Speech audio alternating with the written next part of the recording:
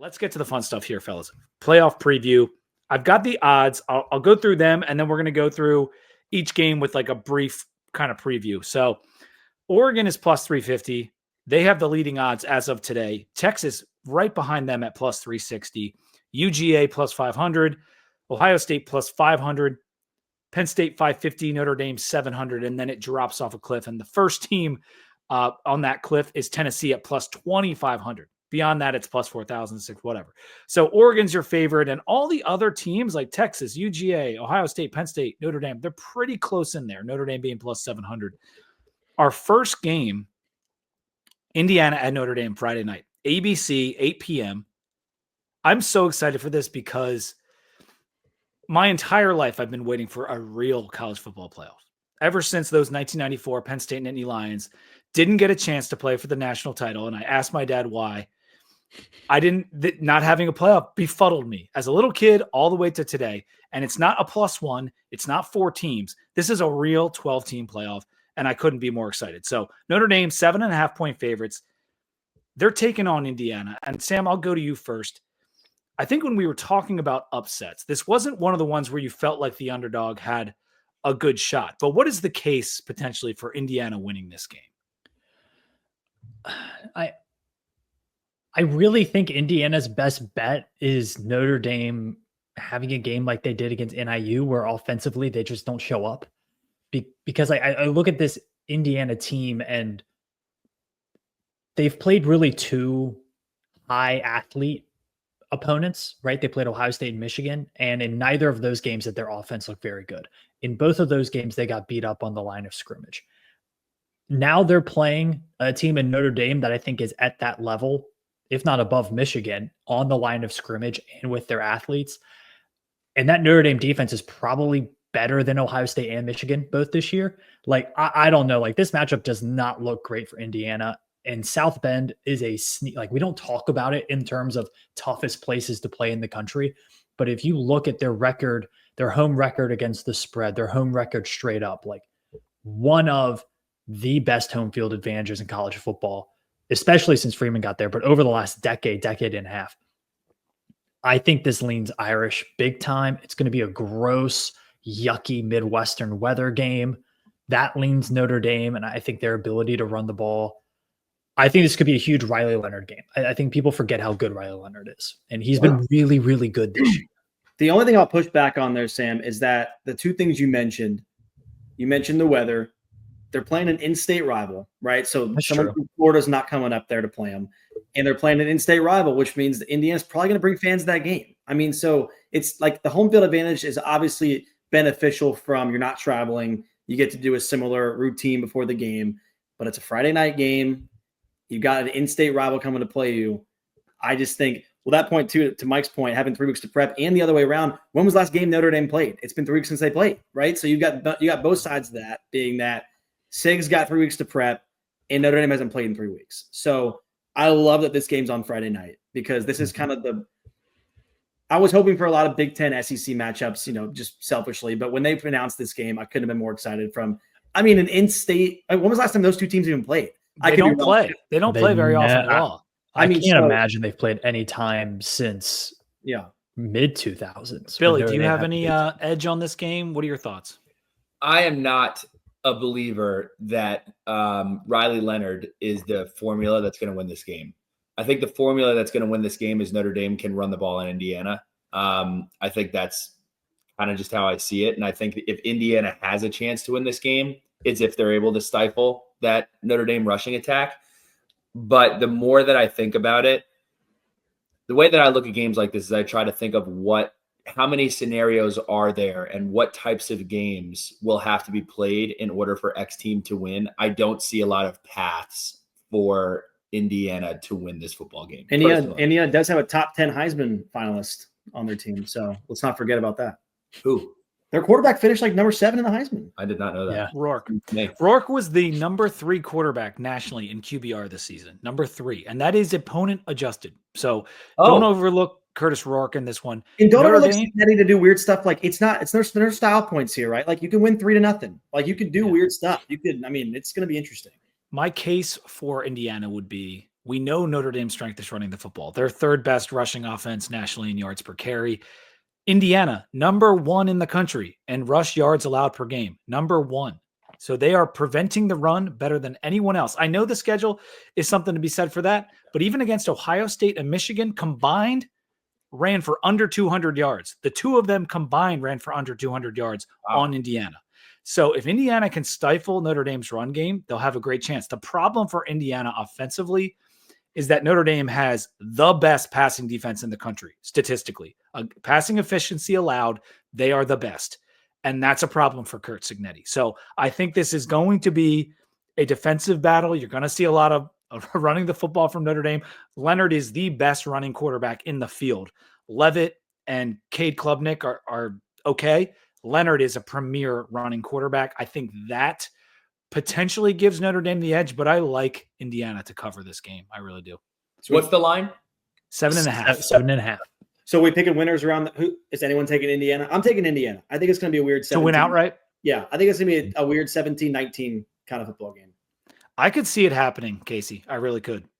I mean, we're talking like upsets. Like this is like a 13 seed making a run. They're all football teams. They're all close, man. When you look at the stats for a lot of these teams, they're all top 10 in so many categories, offense and defense. I think because it's the tournament, everyone's using the term like upset. Like if any of these teams win, it's really not that shocking to me, I would say, at this point. I just love how you're getting strength on strength in this game. You're getting the good rush defense of Indiana. You're getting the good rush offense of Notre Dame. You're getting the good pass defense of Notre Dame. So there's lots of players to watch. It's Price and Love from Notre Dame. It's Elijah Surratt, Ellison, Lawton on defense. On offense. And then Kamara on defense. He had 10 sacks for Indiana and a ton of TFL, that defensive end for Indiana. So just some players to watch. That's the appetizer. Let's move to Saturday, because on Saturday at noon, we got SMU going to Penn State on TNT/HBO Max. Terrible. Penn State 8.5-point favorites. I'll go to the Queen City boys. What do you guys have in this game? Because I think a lot of people think this is the game where the favorite's going to win and cover no problem. Like that's what most people think about Penn State against SMU. Well, who's calling these games on TNT? Who's announcing these football games? Charles Barkley. No, I don't. That would be insane. Awesome. Would watch. Yes. It's actually just different stars from different HBO shows. Okay. Yeah, we got Sydney Sweeney hopping on the call. I'd be a fan of that.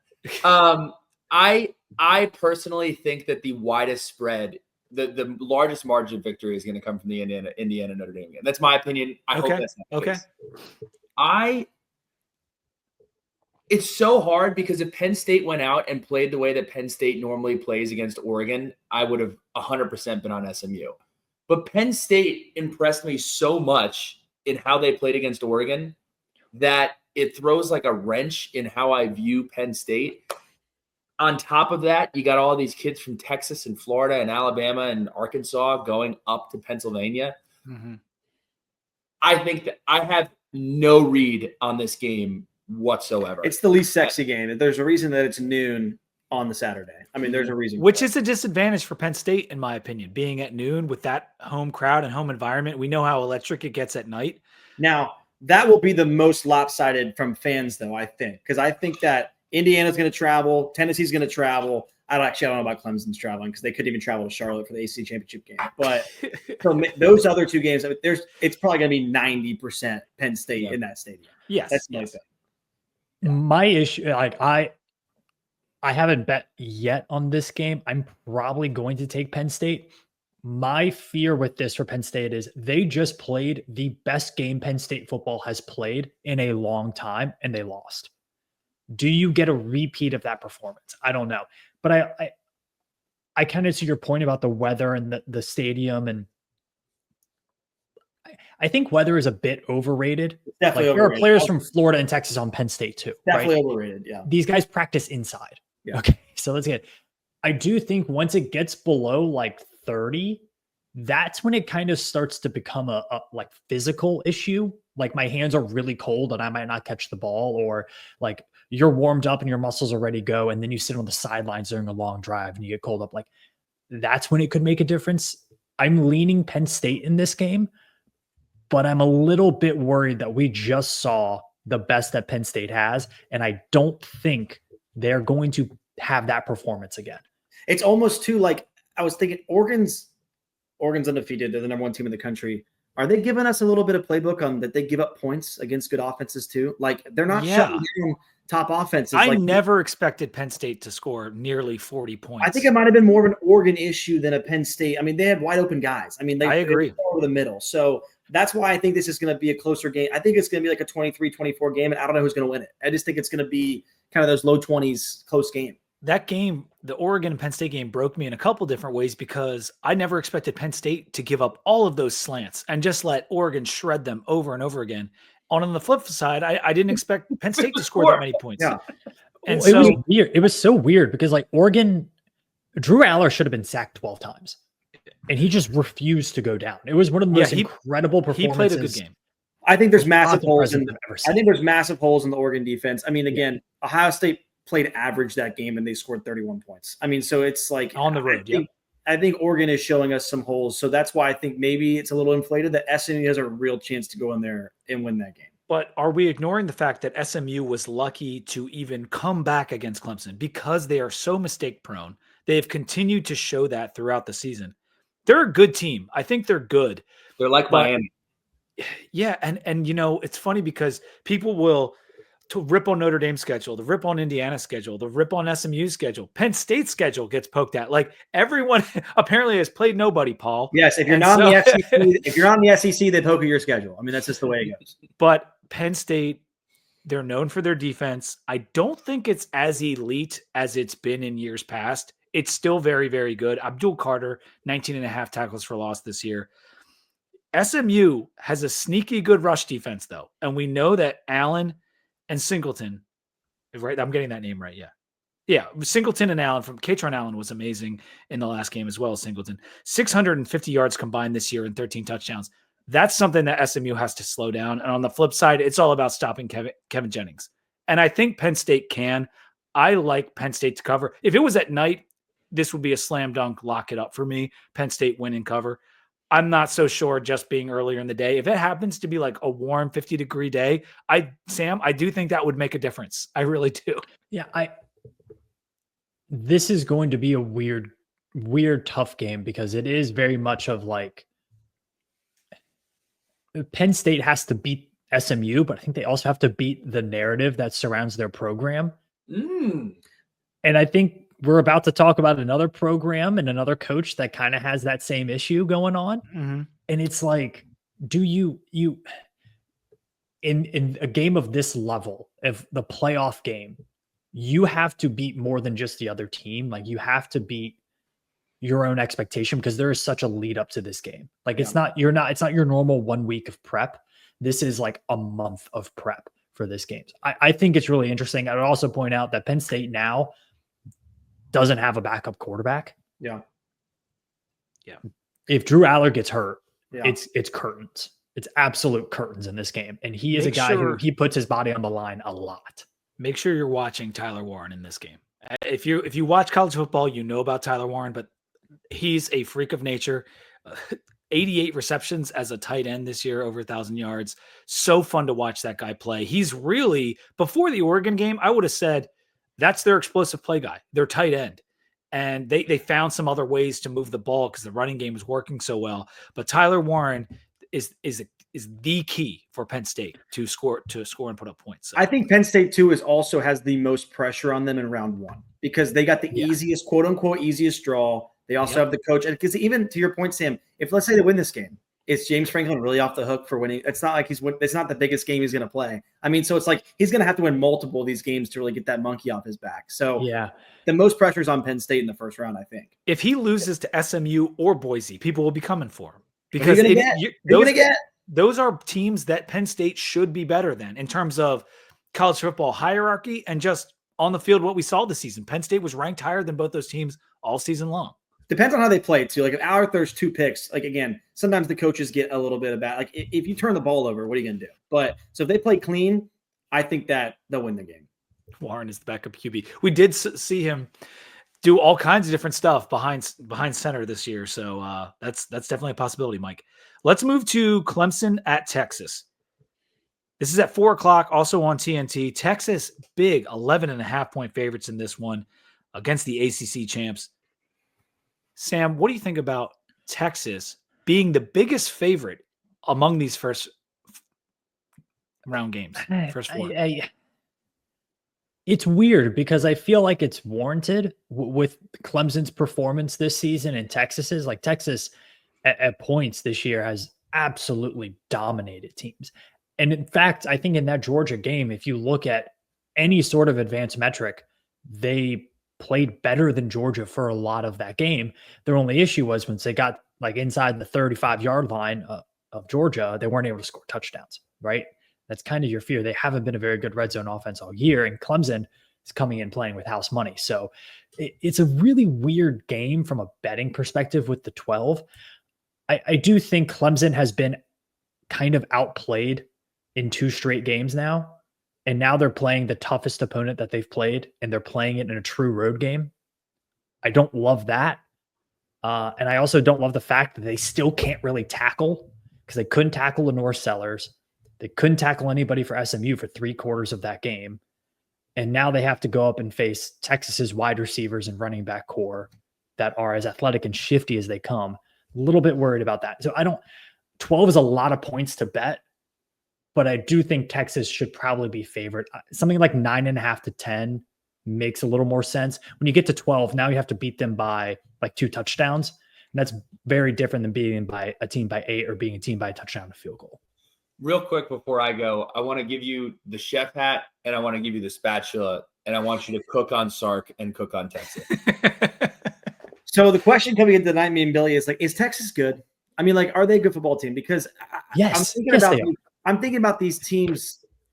Everyone wants to look at when you lose games, who you lost to, right? But let's look at the games that, like, Texas has played Georgia now twice, and you had another how many weeks to get ready for that Georgia game, and you kind of got cooked again. So from the Sark perspective, people are ready to give him the great title. He's not proven anything to say he's a great coach anywhere he's been. He's got a chance to play a team for the second time. Looked like they were inept for the second time against the same team.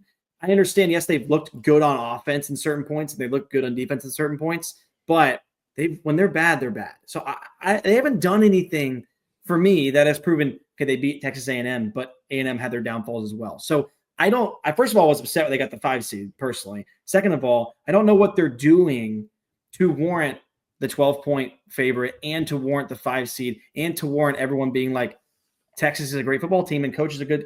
He hasn't shown me anything yet.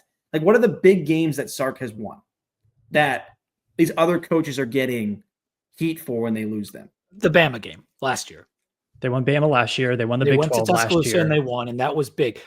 I don't disagree with the point on the whole, though, Casey, because this season, Texas has not ever really impressed me. And when we're watching that SEC championship game and the ball's in Quinn Ewer's hands, I'm waiting for the pick. I'm waiting for the mistake the entire second half. I think that's what you're seeing more than you're seeing Texas isn't good. Yeah, where are you ranking Ewers? And we're ranking quarterbacks right now. Like, where are we ranking him? I mean, well, he's the second worst quarterback among these like first round games. I think he's the second worst quarterback on Texas.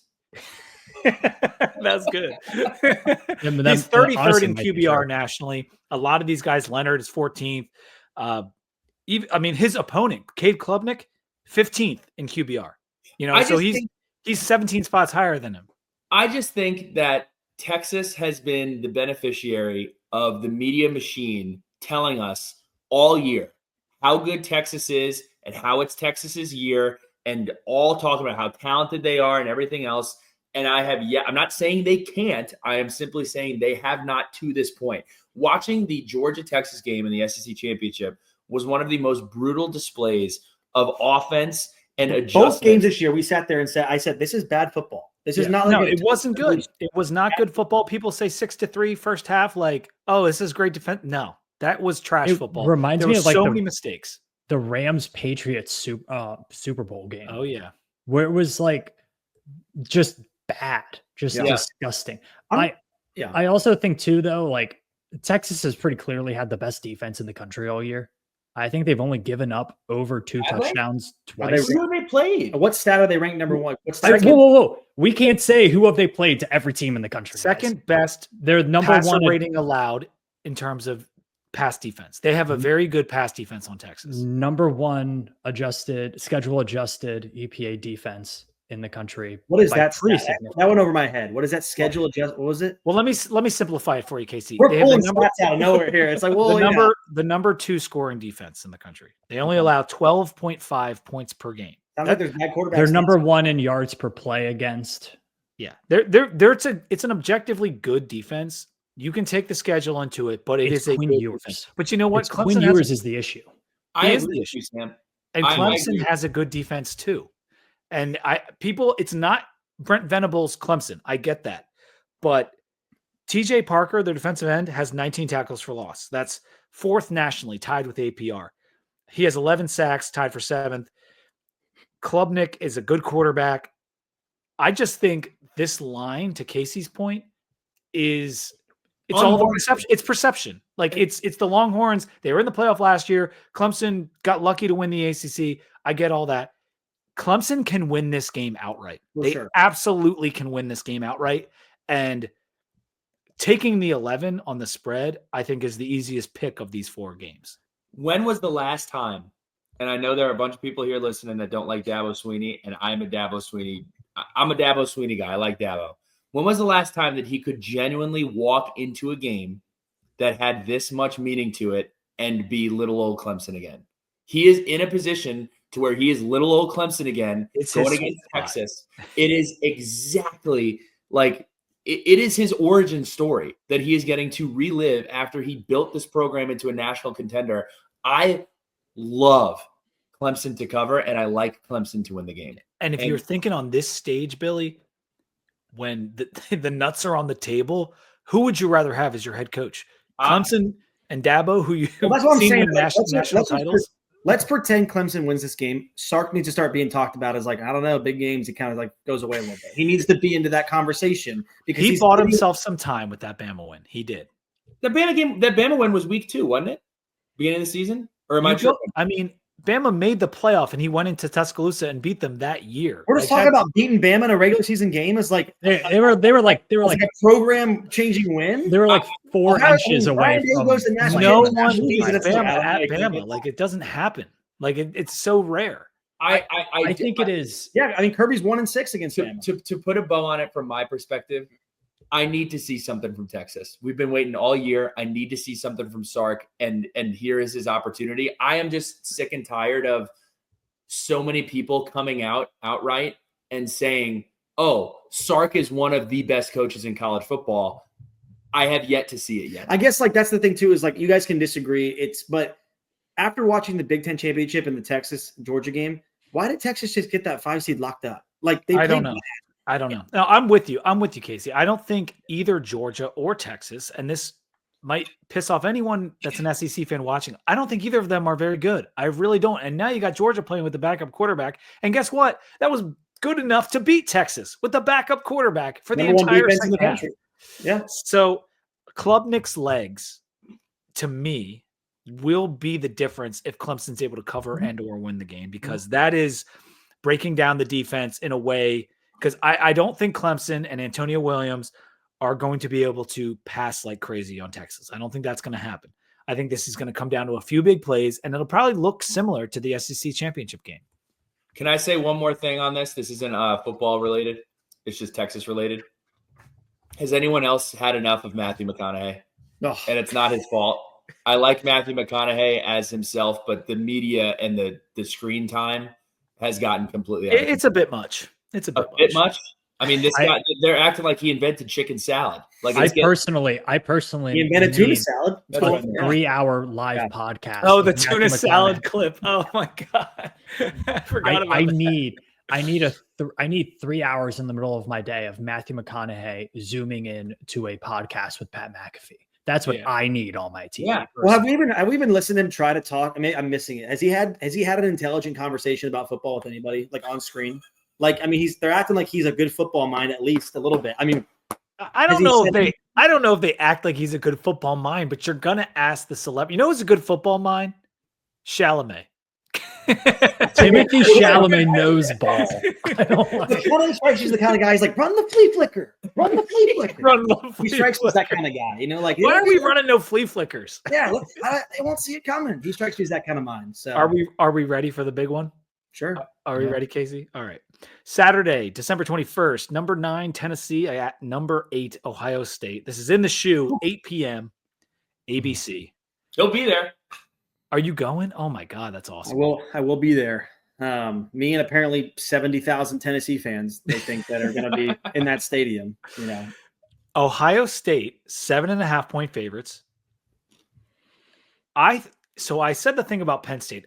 In my perception of the way people look at these games, I think most are dismissing SMU and Penn State is the best shot to cover.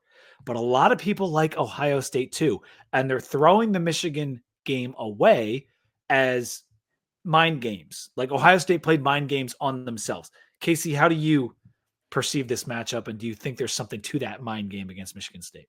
I do, and I've told Billy this. Like they were texting me day of the game, "Hey, you're going to blow them out. You're going to blow them out." I said, "This will be a 1-point game." Like, did I expect to lose? No. Am I shocked we lost?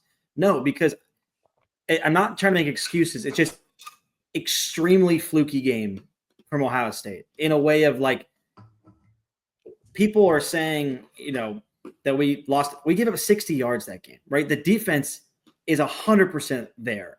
If it's not Texas, it's Ohio State's defense, right? Like it was not a defensive issue whatsoever. It was clearly a coaching offensive scheme issue. I like Ryan Day a lot. He's got a weird chip on his shoulder for some reason about this Michigan thing when none of the Ohio State fans are asking him to be tough or asking just to win the game. I think he realized that today. Chip Kelly came out and said they totally messed that game up. So I would like to throw that away, hopefully, for this game. The reason I feel good about even a potential cover, I was telling Billy about how I think this is going to go down.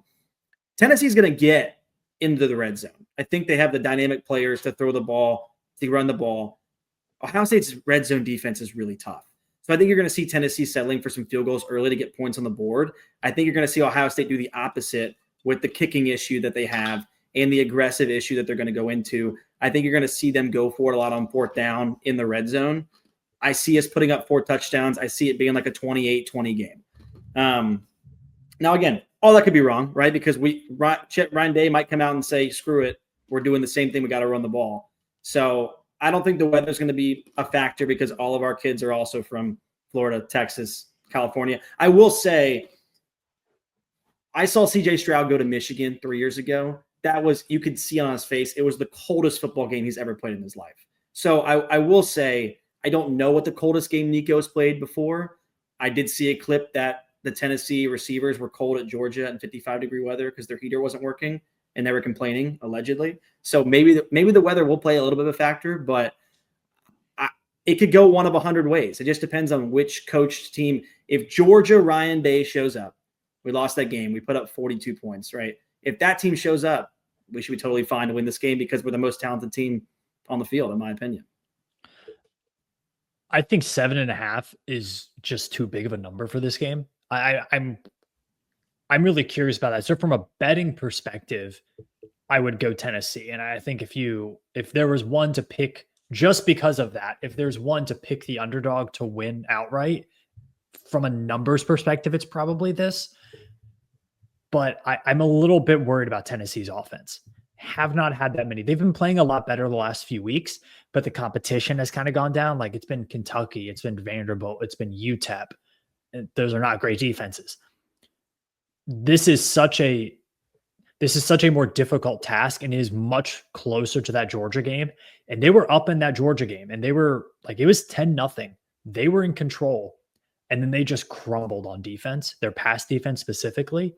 And then the offense, I think, started to feel a bit of that pressure. They started to feel the game slip the other way. And you saw drop passes, you saw penalties, you saw Nico miss some throws. Like, I'm a little bit worried of the exact same scenario happening in this game where Tennessee, like player for player, hangs and is maybe better. But then if like things start to go the other direction, Tennessee does not look like a team that can survive that. Well, to your point, the games that they have lost and or played close, they're giving up big numbers through the air. I mean, they gave up Yeah. like 300 yards against Arkansas through the air. Yeah. So if we're not sitting there saying that we have arguably the best receiver in college football, he's 18 years old, but Jeremiah Smith's absolutely dynamic. You've got Emeka Ibuka and you've got Carnell Tate. If you're not utilizing those guys in the right way for a defense that gives up 300 yards to Arkansas, then again, it'll be another coaching issue. I think if we lose this game, it's going to be coaching again, unfortunately. Pete B is a known Chip Kelly hater as a big Eagles fan, and he has been on the Chip Kelly. I mean, he cut Deshaun Jackson in his prime, and he traded away Shady McCoy in his prime. So he's an idiot. I was shocked by the old school and the stubbornness this year. I was a little surprised by it. And in that game, I will say too, I'm sorry, but go ahead, Sam. You hired an offensive coordinator who's a run-first offensive coordinator, and you paid a buttload of money for 2 running backs. Yeah. And that you're probably did do that. I hate to say it, you're probably going to get a lot of running the football in this. But again, and also Will Howard is a runner. He is a runner. Primarily, like he's an okay passer. He's a good runner. And I think, yeah, but like if you put him in pass-only situations, it's harder to throw the ball, right? Like that's the problem with Will Howard is like that's what Tennessee's going to do, by the way, because both Ohio State and Tennessee have elite rushing defenses, elite, and Tennessee is number 7 in TFL per game. They're going to be getting after the quarterback. Will Howard is going to be forced to win this game. And all you have to do, if you're Ohio State, if you want to put up some points, is throw it to your receivers. Throw it to Jeremiah Smith, throw it to Ibuka, and you'll be fine. For whatever reason, in the Michigan game, there was a lack of emphasis on getting the ball on the outside to your playmakers. And that's what needs to happen in this game. Nico, on the other side, is going to struggle because of how good Ohio State's defense is. Now, he just played his best game of the season against Vandy. If you get the Nico that I saw against Vandy, Ohio State could be in trouble. But that was pretty much a one-off. He has struggled so much this year to be that elite playmaker. But if he is... Actually gave him the Heisman in week 3. They were giving the Heisman in week 3. It is because weird. They crushed NC State, yeah. You know, I'm in a vacuum when I listen to stuff. I get it. But it seems like all anyone's talking about is Ohio State's offensive issues, coaching issues. I mean, we're forgetting they're like, if not Texas, Ohio State's got the best defense in the country. They have the best scoring defense in the country. I mean, so the defense, it's weird to say that defense can win this game for them, and they might have the best offense in the country when they're clicking. So, I mean, it's the team is there, the players are there, everyone knows that. It's just going to be, I don't see Tennessee getting in the end zone 4 times. I can see Ohio State getting in the end zone 4 times. I think that'll be the difference. I think Ohio State will be able to shut down Samson. And if they shut that down and put it all on Nico's shoulders, it's going to be a long, cold night. And I'm going to take Ohio State to win and cover. Let's go to the predictions overall. All right, guys, because I think we're pretty much good on that. I don't want to ask. I will say on that real quick. There's a great bet Billy and I have looked at every game we talked about. If you're comfortable taking Indiana, SMU, Ohio State, and Clemson, it's 10 to win 650. I'm just saying. I mean, any of these combinations could happen in this game. So if you're looking at a parlay to roll just on money lines, I mean, any combination can happen, but that one could happen and it pays out pretty big. Yeah, I will also say from a betting perspective, books have never seen college football playoff games.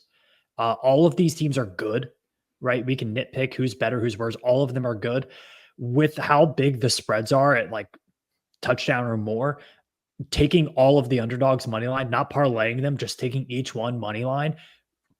My guess is you'll probably not do too terrible. If you just bet them all the same amount. If you bet a unit for each team money line, here's a nugget. You might have a shot. A nugget real quick. These are home games, but they're also in a way, they're more like championship games. Like Tennessee is going to have a video that they play as if it was like a Big Ten championship or SEC championship. There's different things that are going to go on that just, it's not going to be a true road game. To that point, it's almost like when Virginia Tech hosted the NCAA regional in women's basketball. They're not allowed to do their typical thing. If Virginia Tech was playing a home game, they would not play in our stand. Like I haven't got to confirm that we're getting our same like band pregame. Like I don't think that's all completely ironed out. So the biggest advantage will be that you don't have to travel. You get the same walkthrough morning of, day of, but that could be something to keep an eye out for. Yeah. So looking at this bracket, I have it up on the screen now. We've talked about Penn State having the easiest path. It's hard because we're trying to project one winner and then the next, but I have to ask Billy and Casey, like me and Sam did this last week. If you're picking your championship game today, what would your championship game picks be? And maybe the homerism is hard for Casey, so let me just say this. You can't pick Ohio State, Casey. Who's coming out of that side of the bracket? I think the 8-9 game, I'll put it this way, the 8-9 game is going. I really do. Okay. Because I think that's the toughest first round game.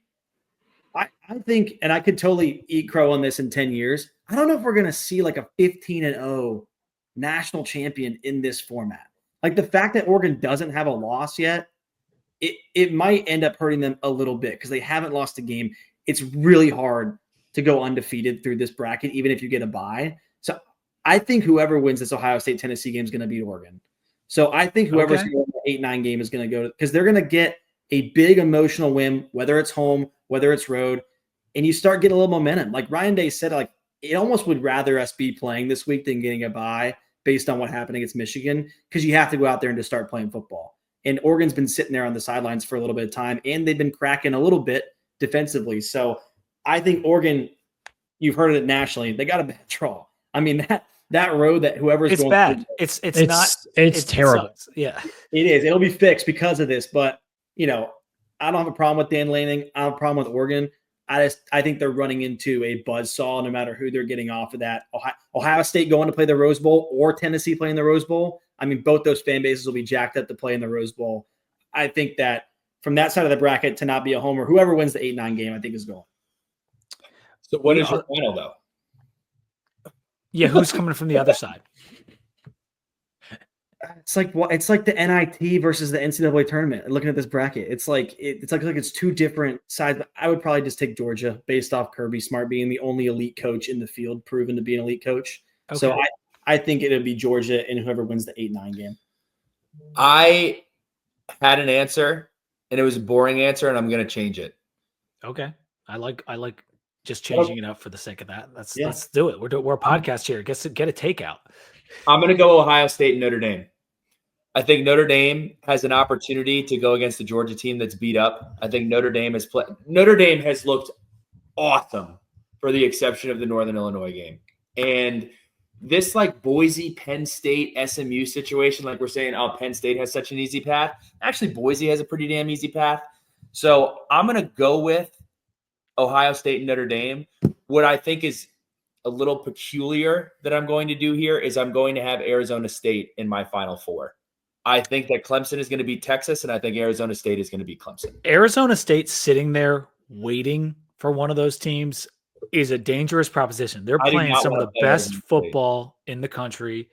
And I will say also to the Oregon point, we haven't seen a playoff to know how much of an advantage is it to have this bye. We just saw this with Army, where they win the American, and then they try to play a really important game versus Navy, and they fall on their face. Like Ohio State beating Tennessee or vice versa, and then playing Oregon. Can those teams get up? I know it's 2 weeks apart, but like that's still really challenging. And so I'm very curious as to how the byes look. And if all the bye teams win, then it's like, okay, getting the bye is essential, but not that this format's going to be long. Think about Oregon too. I've seen some years where no one's talking the fact that Dylan Gabriel was in New York. I mean, he flew cross country to New York. He's eating steaks for about 4 nights. I only say this because Troy Smith did the same thing. He came back after the Heisman ceremony about 10 miles an hour slower against Florida and got tackled by a lot of D linemen. I'm just saying, like, there's a lot of stuff that happens between these games. It probably is a slight disadvantage for Oregon to be sitting there waiting for explosiveness coming your way, whoever wins that game. Yeah. Can I say one thing real quick? It's just the story. It's the storyline of this bracket that I'm so perplexed by. The coaches, you have the been there and done that's of Dabo and Kirby. You have the top level guys who have no title in Franklin, Day, and Freeman. And then you have the new and supposedly elite group. And there's one guy who stands Why out. is Marcus Freeman not in that group? That's a good question. Marcus Freeman's 10-4 against like top 20 teams. Just pointing that out there. Yeah, he should be in the Lanning category. Just putting that out there. So then you have the new and supposedly elite people talk about Sark as being elite. People talk about Heupel as being elite. That has happened for 2 years. That absolutely has happened. Then you have Dan Lanning, who I do believe is elite. And then you have Dillingham, who is starting to get that kind of rumbling. He's done a really good job at Arizona State. And I think Dillingham and Freeman and Lanning are like a group. Okay. Like those 3 younger guys are a group, in my opinion. It's shocking that Marcus Freeman is getting a pass for this Northern Illinois loss at home. Like no one talks about it like it's that big of a deal. I mean, he lost because they beat the shit out of everybody else. Yeah, it was a bad Saturday. There's no doubt about it, but they never had another bad Saturday. Like there was not Tech, dude, 2014. Yeah. That hurt, Pete. Yeah. I have an Oregon future, and I'm riding it. So Ducks in the Natty. I think the Ducks. I agree with Billy Ray. I think Arizona State beats winner of Texas, Clemson. Yeah. I just don't like. I think they're just. There's going to be an upset that doesn't make sense. I think it's going to be that one. I think they play. I think they play the winner of Notre Dame, Penn State. Georgia has been playing with fire all year long, and I don't know if Georgia has the dudes that they normally have. They right? don't. And I'm a little worried about that. They could still win because they have the bye and they're Georgia and Kirby's a great coach, but they don't want to see Notre Dame show up. They really don't. It would be Kirby's most impressive title, I think, if he wins. Yes. There's a lot of impressive title paths here to talk about. I think Oregon over Notre Dame is what I see. That's on my vision board.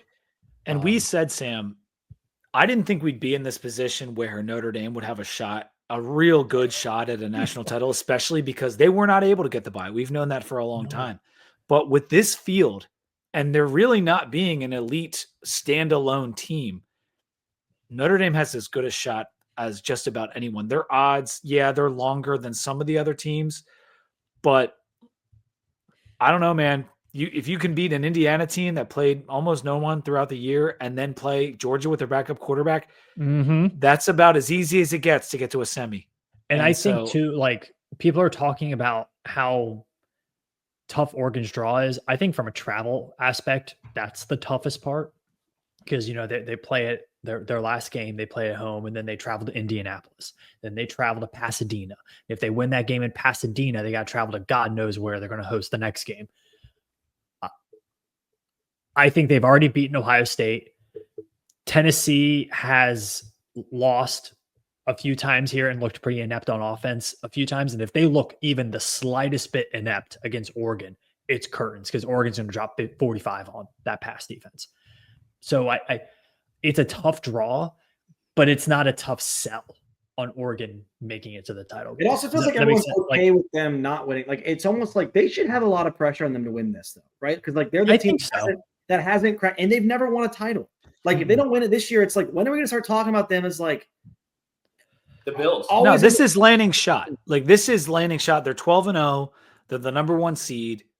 I think they're my pick to win the Natty. Like that's what I'm picking Oregon. I know that's chalk, but I don't care. They're just relentless on offense. And there's going to be, but if you look at these teams, which offense are you terrified of in this field? There isn't one. Like or Oregon. That's it. That's the team who I think is going to win. So I'm saying like, no, there's not another offense out there.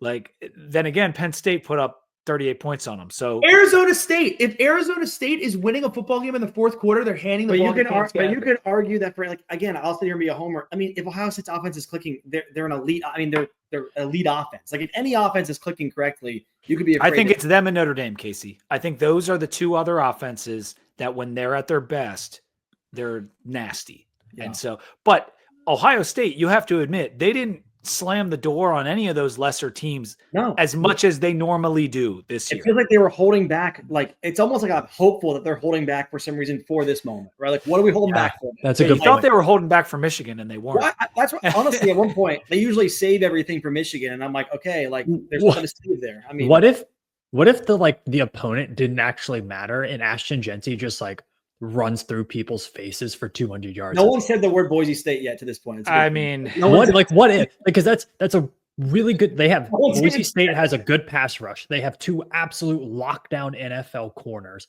Great strength coach. They have actually. You're talking about running quarterback. They might have the best running quarterback. Strength coach. They have nothing to lose. They're going to play a team in SMU or Penn State who have both played a lot more football games than they have. Boise State rested their starters for most of the second halves of these Mountain West games.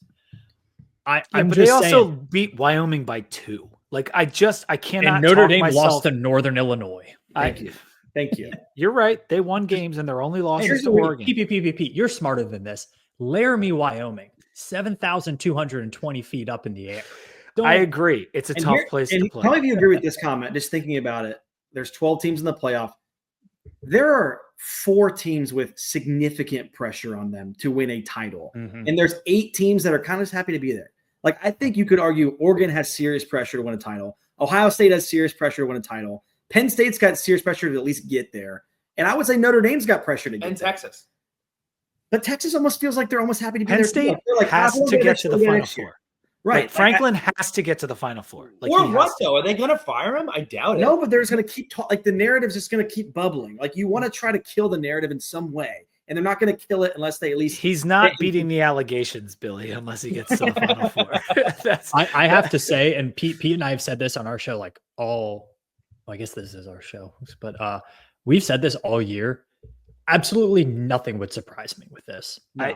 I think the teams are too close. They're too close. So who would have the most? That's the question. Who would have the most impressive run if this team were to win the title? Arizona State.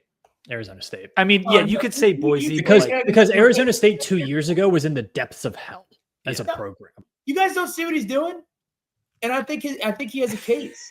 I just think, again, homer take the 8-9 game. If someone runs the table out of that, they got to go to Pasadena to play Oregon. They got to go to Texas to play Texas, and then maybe to Atlanta to play Georgia.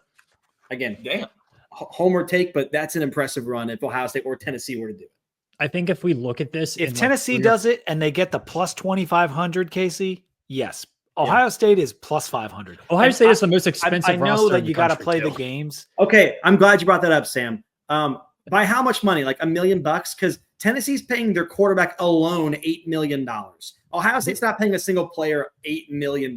So we're all paying our players here pretty high money. Let's just call it a spade a spade.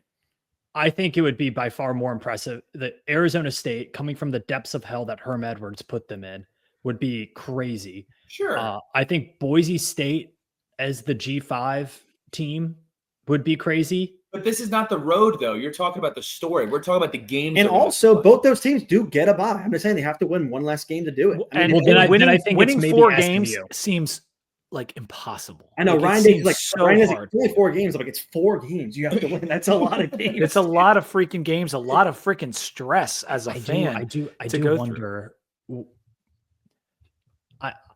I do wonder. One of these teams is going to have an injury that pops up, and I think that might, unfortunately, decide. Like Clemson is down to their 3rd string running back. I don't think we talked about that. I think someone in comments brought it up too, which is a good point. Like Maffa's not healthy. Maffa can't go, at least right now. Maybe a game time he can't. Maffa can't go. What was that? He's not playing.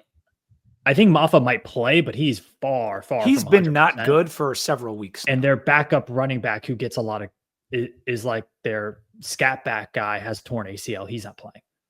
There are a lot of teams banged up, man.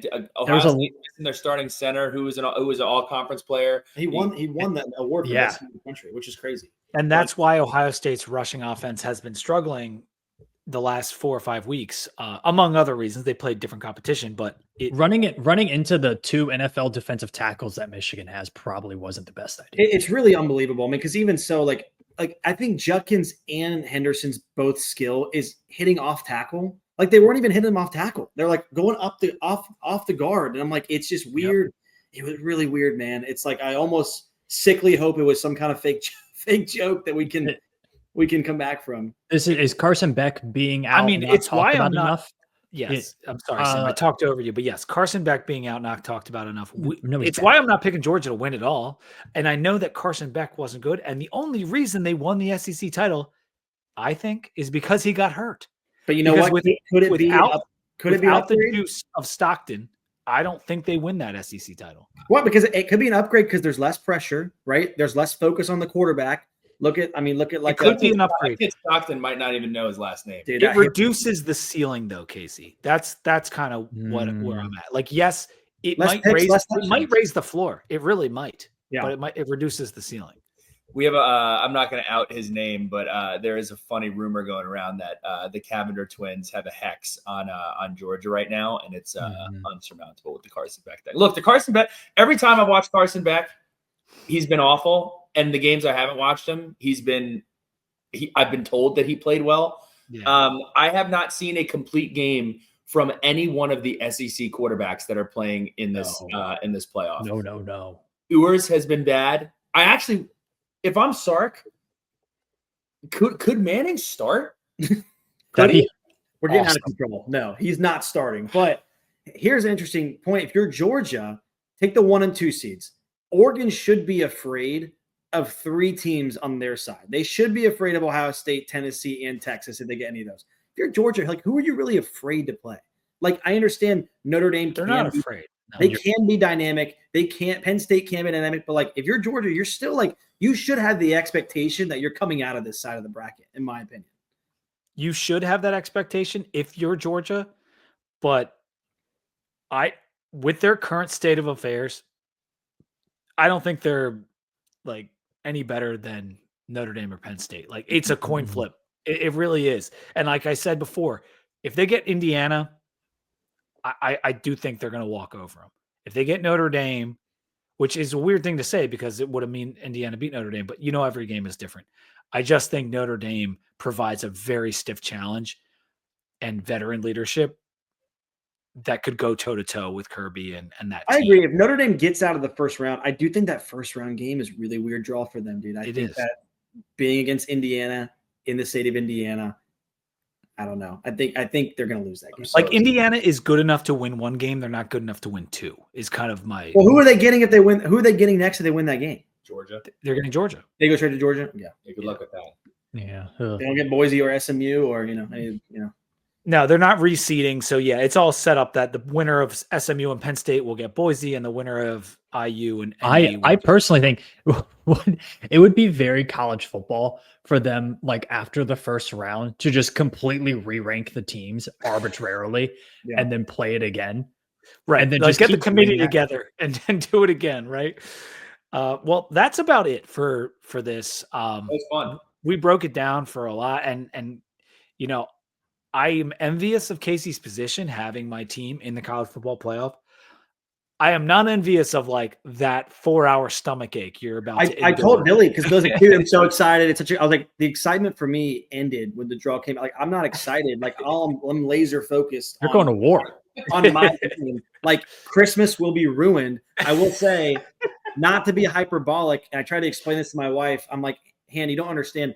This is the most dramatic football game that'll ever be played in Ohio Stadium to this point, because there's been no game ever played in December in this stadium. We're getting an SEC team to come to Ohio State in the first round of the first ever college football playoff.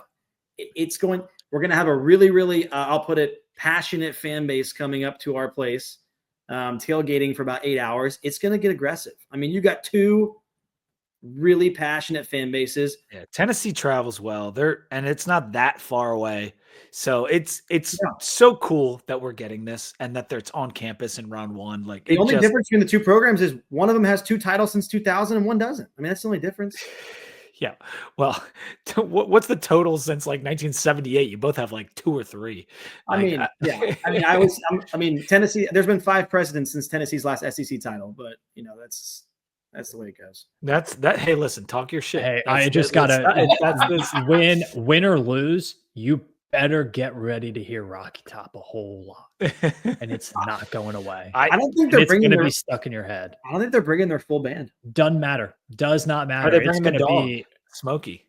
It's going to be a fat guy. It's going to be a fat hillbilly in checkered overalls. It's going to be screaming. I think there's been so much stuff talk that our band's probably going to play Rocky Top at the end of the game if we win. I mean, they're apparently going to take our goalpost to our river. So I'm excited to see that. I like Ohio State in that game. Is that even close? I don't even think the river's close to the horseshoe. The Scioto River's right outside. On the banks of Pangeo, it's right there. Is it? I haven't been in Columbus in quite a while. You're welcome anytime. It's a great sports bar scene. That's, as Billy said, not since 2014. What other program can sit here and say that? Like, well, you haven't won a title in 10 years. I mean, okay. I mean, like, it really is crazy. No, I wasn't talking about the title. I'm talking about us.